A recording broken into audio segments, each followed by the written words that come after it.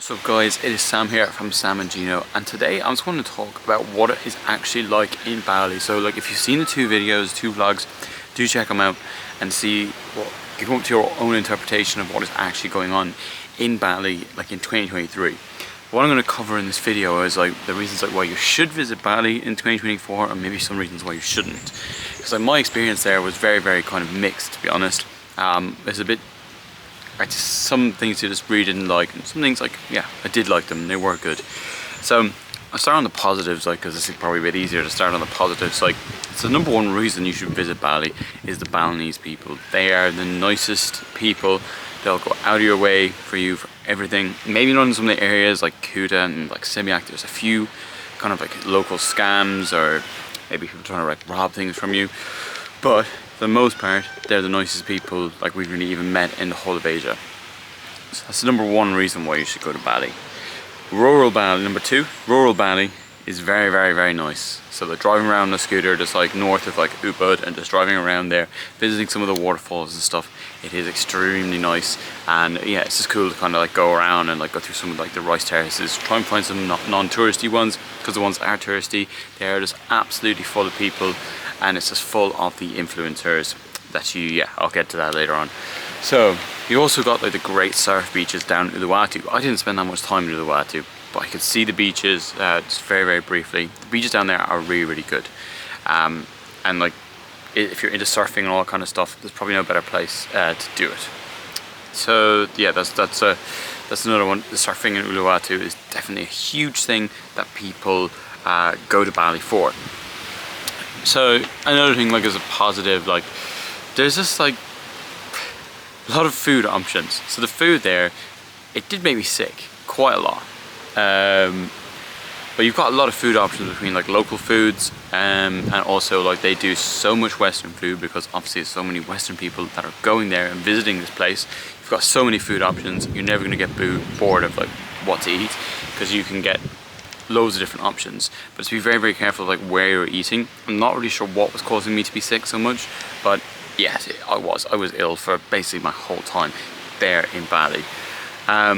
So yeah, that's definitely a positive, like, and it's very, the final one, like, it is extremely catered towards tourism, which is, if you like being in like the tourist areas, all these really nice places, then yeah, it's probably kind of for you if you like a very touristic place.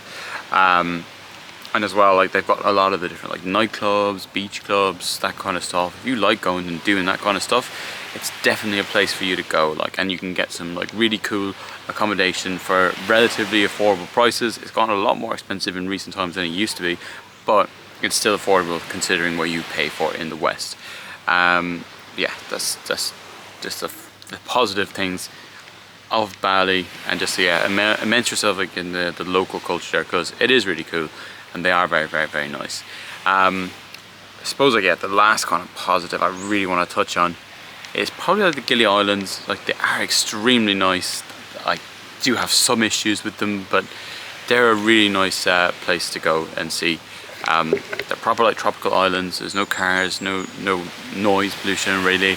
It's got all the nightclubs and stuff on like Gili T, but other than that, the other two islands are very kind of like relaxing, like tropical islands. So, reasons why you should not visit Bali. Number one, food poisoning. This is something I really struggle with. I was ill a lot. I was getting like, yeah, the Bali belly. It was making me quite sick. It was very annoying, because I just had basically like no energy for a lot of the time when I was there. Couldn't really enjoy things properly. I was getting really annoyed. I don't know what was causing it for ages. Apparently some people said something to do with the beer. They leave it in the tap water and stuff. I don't know. I don't really know. But look, I was just getting it from nearly every single place I was going to. And I don't know what it was. Maybe because it's like my first time like in Southeast Asia. But yeah, I was really sick for a couple of days in Gili T. Like 3 or 4 days, completely wiped out. If it went on any longer, like, I would have probably had to go to the hospital, which is not what you want when you're going on holiday, especially if you've only got like 2 weeks. You do not want to be going through that. Like, it's not a good experience if you are there for only there for 2 weeks and you're sick for some of it. Like, so it's a major problem. Kind of makes it like a risky place to go on holiday. But yeah, if you just be careful, I'm sure you'll be fine, but expect some little bit of an upset stomach at some point while you're there. It's just gonna happen. Number 2, the people that visit, the tourists. Like, if you're not into all this influencer scene and going to all these like cool places, if you're not into that, you're gonna be shocked when you get there. All these people just there purely for the photos, not really there for anything else. Just say, oh, I'm in Bali.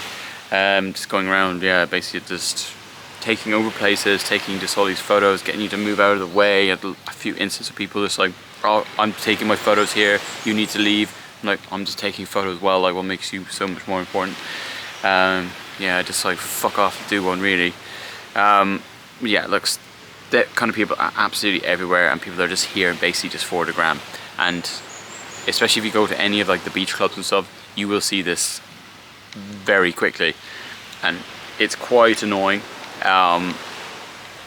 because these people do have right opinions of themselves. So yeah, that's a big problem. And also a lot of drunk tourists driving around on motorbikes causing problems for local people, crashing, that kind of stuff. Happens all the time there. But it happens, I think, across all Southeast Asia, so that's not just common to Bali. Number 3, the pollution there is absolutely massive. So at the end of my second vlog, I stumbled across like basically this huge like landfill, which was not supposed to be a landfill, which was a bit insane. I didn't like seeing that. So Bali tourism, like, it's done in a completely unsustainable way, which is a major issue. So they need to figure out how to make their tourism a bit more sustainable by providing like good services, how to deal with the rubbish, because at the moment it's just getting an influx of tourists in, not really worrying about the aftermath, just get the money in.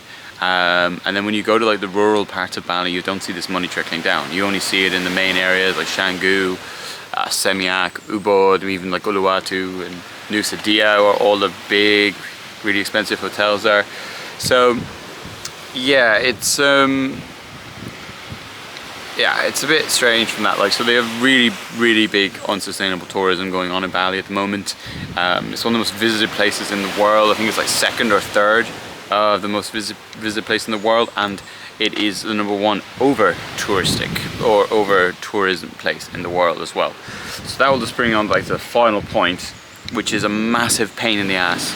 The traffic getting around Bali is just insane. If you on Instagram stuff and you're looking at going to Bali, it'll probably come up showing you all the scooters, just all in a big line, just like waiting, hardly moving. Like, you sometimes just go from the airport to like Canggu, you're gonna take an hour and a half, 2 hours, basically because the traffic is so bad. Ubud again is like 17-20 kilometers away from some places in Canggu, and it can still take you up to 2 hours, like, because the traffic is so bad. In Ubud it's a little bit better. There's one major really busy road, but once you go on some of the side streets it's actually okay. But the traffic in like Canggu, Seminyak, Kuta, all on that coast there, it's absolutely insane, and it drives you a bit bonkers after a while. It's just, oh, it's just a load of shit, really. It's just, you're just so frustrated, going so slow, and it's just really annoying, and it really puts a damper on the experience when you're just sat in traffic for so long. Because it's not a big island. Well, it's big, but it's not that big. So yeah, they're the things I really struggle with: the food and food poisoning, insufferable influencers, unsustainable tourism, and the traffic problems. So yeah, so overall, like, out of 10, I was gonna give Bali maybe a 6. It's close to being most just place I didn't like going to the most, really. Unless something else comes up, then it's gonna be Bali, unfortunately, just for them reasons. So yeah, not really hating on the place, but like, the people are so good, so nice. They really are the saving grace of the place. But yeah, I don't know, not that bothered by it. The gillies are good, but food poisoning for all of that, so that was ruined, and that can happen to you as well. So yeah, I don't know. I don't really know, but hopefully they've got a few plans, and it looks like they're building like a rail system and stuff to go up and down. That would definitely really help take up the traffic off the roads, alleviate pressure and stuff. But same, yeah, come back in 5 years time, I said the place would be completely different as it was 5 years beforehand, this as well. So yeah, hopefully you guys just gave you a little bit of insight on what it was actually like visiting Bali in 2023, and should you visit it in 2024. Just remember the positives and remember the negatives, and weigh up if you want to use your 2 weeks of like annual leave on a holiday to Bali when you may get sick for 5 or 6 days of it. For me, I wouldn't do it if I was coming from Europe. Maybe in Australia it's a bit different because it's a bit closer, but coming from Europe you're looking at like a 16-17 hour flight to get there. Maybe not. But yeah, that's just my opinion. Let me know if it's wrong.